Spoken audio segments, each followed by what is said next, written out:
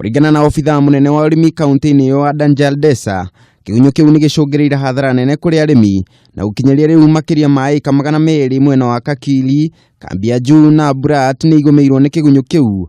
Woya munene ari kia gutherema icigo ciothe cia kaunti iyo. It's a very voracious pest. It feeds on anything green actually. That's why it's very destructive. It doesn't select it's maize, it's anything green.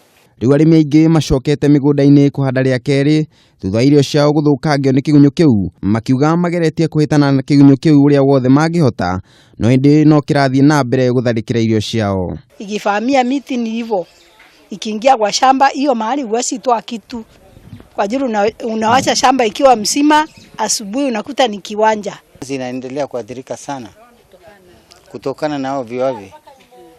Hatua inafaa ichukuliwe ili tuweze kuokoa hiyo mimea, mifugo iweze yasiwe na shida.